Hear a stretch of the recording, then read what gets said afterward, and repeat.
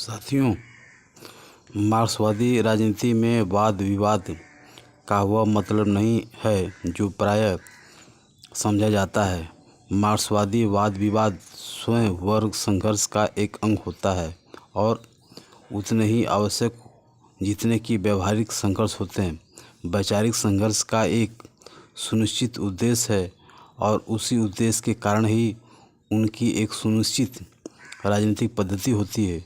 उद्देश्य होता है पूंजीवाद से जिंदगी के हर क्षेत्र में संघर्ष करना, अतः उसके रास्ते में आने वाली विभिन्न प्रकार की मध्यम वर्गीय रुकावटों को पार पाना।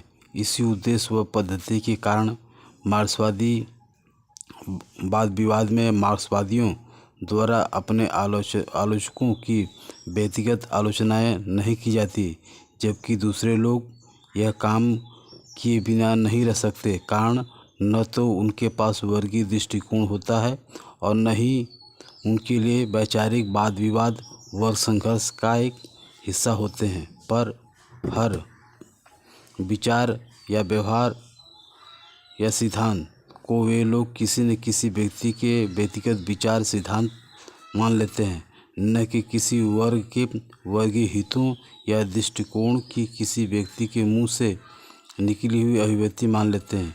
इसलिए उनकी आलोचना चाहे वे राजनीतिक मुद्दे पर हों या सांगठनिक अथवा सैद्धांतिक मुद्दे पर व्यक्तिगत बन जाती है।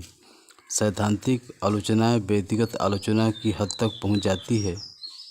यही दिखाने के लिए हमने मार्क्स एंगल्स के वाद विवाद की पद्धति तथा उनके विरोधियों की पद्धति, दोनों पद्धतियों में अंतर स्पष्ट करने की खातिर विस्तार से पहले चर्चा की।